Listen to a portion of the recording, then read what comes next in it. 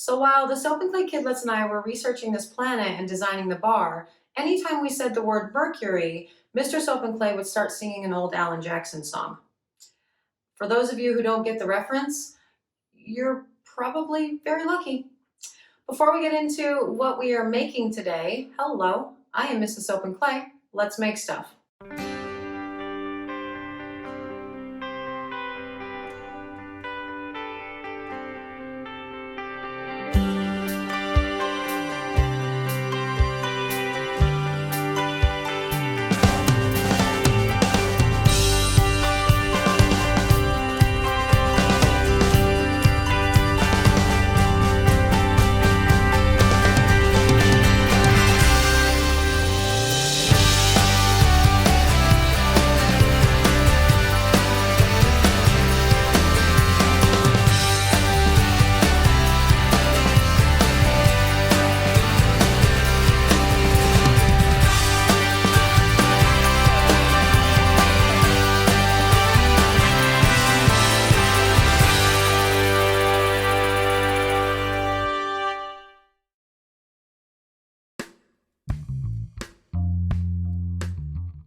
How's it going, Sudsers? Welcome back to the channel. You are at Soap and Clay, where we make all the soapy things. And today we are making the next bar in the planetary soaps line. So today is Mercury. And that makes sense because we are entering into Gemini, and Gemini is ruled by Mercury, and that is cool because I'm a Gemini and Mercury is kind of an interesting planet. So while it is the closest planet to the sun, there's also a lot of really cold spots on the planet, which I thought was kind of cool. And the Soap and Clay Kidlets did too. And so we definitely wanted to incorporate that into the scent as well as the design. So we went with the peppermint for the cold because, you know, cold and winter and yeah. And then also, interestingly, Mercury is made up, like its core, like its radius is made up of like an 85% like iron core, right? And so that's crazy. I wanted to make it smell metallic too. So we have this interesting blend going on with sort of tangy, like metallic, along with a sort of sweet and cold peppermint. And we're hoping that together it will create a smell that is just intrinsically Mercury. So we'll see how we do with that. As far as the design goes, we had done a lot of research, and you know, Mercury is primarily, it's gray and it has a lot of like concentric circles that you can see. But I saw this picture that NASA had done when they were mapping Mercury, and it had these like points of purple and yellow and all this cool stuff on them, and I wanted to do that. And the Soap and Clay Kidlets actually allowed me to do that this time because I compromised on the Venus one before. We're also incorporating some purple and yellow into this design to kind of look like the NASA mapping. And I don't know how it's going to turn out, but let's go check it out.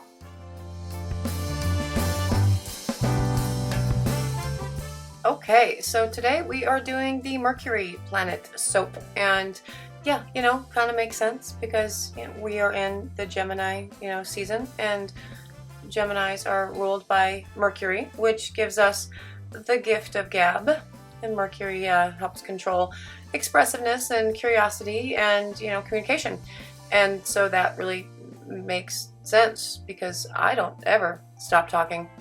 Now, for this particular oil blend, there's nothing super special about this. The biggest thing that I wanted to do with this oil blend was keep the batter really fluid. Now, for that reason, we are working with a 60-40 split of liquid to solid oils. The solid oils being coconut oil, babassu, and cocoa butter, and the liquid, yep, you're not emulsified, chick. Keep mixing. Yeah, oh, you're gonna show me some more. Yeah, see, it's separating, not emulsified. We're gonna keep going. Yes, so we have coconut, babassu, and cocoa butter, and the liquid oils in this are hemp seed and argan and olive. And oh yeah, you look good. You ship it. Now, we want to keep it at emulsification for this particular pour because this is going to be a two-part in the pot swirl with essentially 4 different colors in 2 separate pots. And the reason I'm doing this way is because when the Soap and Clay Kidlets and I were looking at Mercury and learning all kinds of cool things about the planet, we learned, and we learned some cool things, but we saw this picture, and it was a It was a picture that NASA had put out, and it was sort of like plotting different points on Mercury after, you know, a bajillion years of circling it. And it had these like purple and yellow dots on it where they had like sort of put plot points. And that's not what Mercury actually looks like. It is, you know, sort of like a dark gray with some cragginess with whites and stuff like that. But I wanted to put in the purple and the yellow, and this time the Soap and Clay Kidlets let me have a little bit of creative expression. So we're making it look more like a picture we found at NASA and not so much exactly, you know, like Mercury. Now, in order to achieve this, because we do still want the soap to be mostly, you know, gray and white to look, you know, like Mercury, we are going to do a two-step in the pot swirl. So we're going to do the black and the white together, which will create a nice, you know, cool swirl throughout the entire bar. We're really going for the concentric swirls now, and I'm using the pumice sand to help create sort of the pockets, because they think there's like ice caps and like ice craters on Mercury, which is cool. So I wanted to use the pumice to give it some extra, you know, texture and definition. And as a bonus, hey, it's an exfoliating bar, so that's cool. And we're going to use the black and the white together, as well as the purple and the yellow, which I will mix into a little bit of the white that's left over in the white, you know, container, to sort of pour into the black and white that we pour, you know, into the mold. It'll all make sense when you see it. It makes sense in my head, but apparently I can't explain it very well. But that's okay, because you're about to see the pour in action.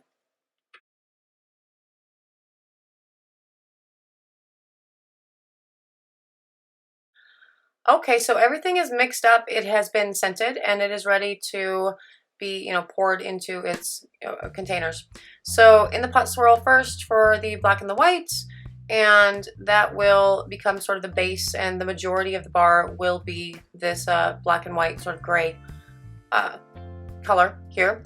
And then we will pour the yellow and the purple and the white mixture over the top of that in, you know, different stages, so the purple and the yellow can get represented hopefully in every bar, but you know, that may not happen. Now for the scent blend for this, we went with kind of an interesting scent for this, because we, in our research, learned that Mercury has this really gigantic, like 75% of its radius is this iron core. And so we wanted it to smell kind of metallic, but not in a that's unappealing kind of way.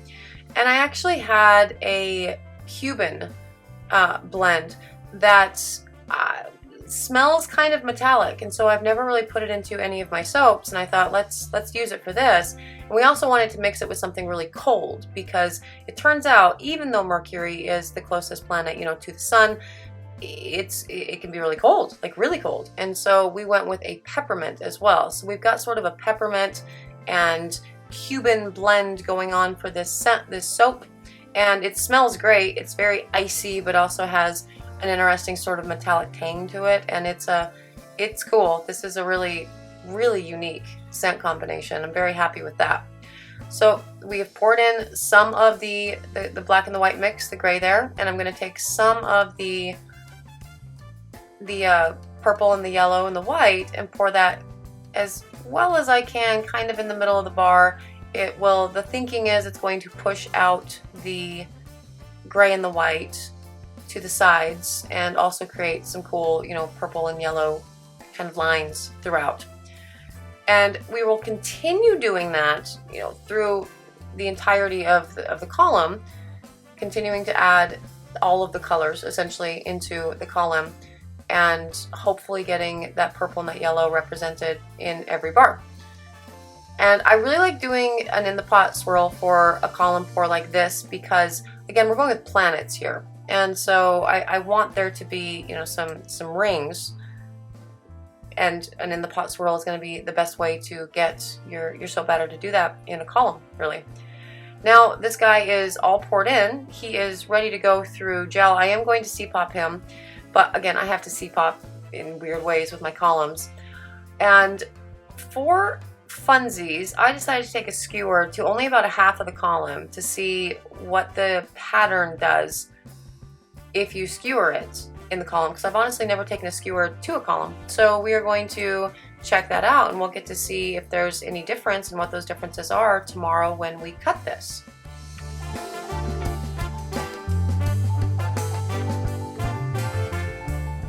Okay, it is cut day. This has set up overnight, and we did C-pop this and all of that jazz, so it should slide beautifully out of the mold without any problems.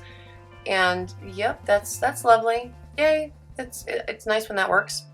Now, you see, I think it happened to this bar. Yep, it did.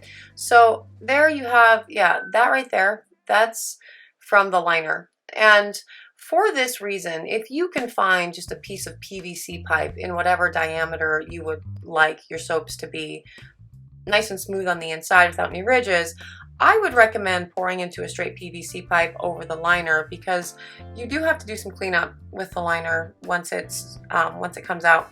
No matter how I change the way I put the liner in and I snap them together, I still end up with that line that I have to clean up. And if you let your soaps sit too long, you're not going to be able to clean those up by just, you know, sort of rubbing the line away, because the soaps will be too hard. So yeah, it's okay. I had the lined mold, so I did the thing, but PVC I actually prefer to use. Now for the cut, which is always so much fun. Now, I know that I leave the audio out for these things, but the ting that you get from the, oh, look how pretty that is. So that's like in the middle of the bar. So some of that was actually manipulated using the skewer, right? And it has kind of like a flower type pattern on there. And oh, that's so pretty. And you can actually see where the skewer, and that's when the skewer did not fit all the way down. So the other side of that bar was not skewered, and you can definitely tell the difference between the two sides, but I like both ways. That's pretty cool. I really like that, and oh, that's lovely too.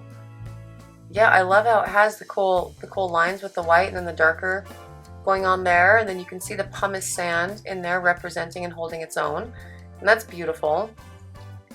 And now this is at the bottom of the mold, so the purple did not sink down enough into the first pass of the gray and the white, essentially. And yeah, that's cute. That's super cute. I think for the next round, I will definitely not take a skewer to it. It was fun. It looks very floral, and it's beautiful for a different type of pour. But for this particular pour, doing, you know, a planet soap, I don't think it needs to look like a flower, but it's cute nonetheless. And, you know, now I know what happens when you take a skewer to a column pour. And, you know, there it is. That is the Mercury Soap for the third. Is this the third planet soap we've done? Yeah, it's cool. And I love it. I love how the purple and the yellow was represented throughout the bars, you know, the majority of them. And I'm happy. This is beautiful. And the smell's great. It's definitely, you know, iron-y, but not in a weird way. And that is the Mercury Soap, day 64 of 365 days of soap.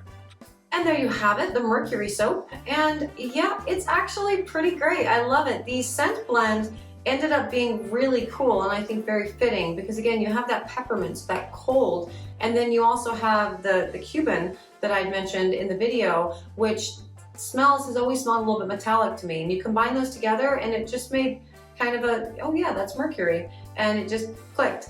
And so I think that's an absolute win as far as the scent goes. The design, the part where I put the skewer into it, that looks more like a flower than a planet, so I won't do that again, but you did get to see what happens when you do that, and so I will definitely be using that technique in my columns in the future, just not for the planet soaps.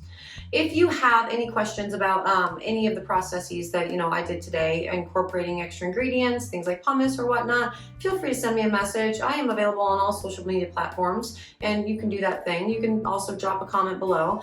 If you're interested in purchasing the Mercury bar, yeah, it's on the website. You can do the thing. It's at soapandclay.com. And if you are interested in more soapy fun, subscribe to the channel, because we are doing this every day. Every day it's something new. It's kind of fun and awesome, and I'm enjoying myself. I hope you are enjoying it as well.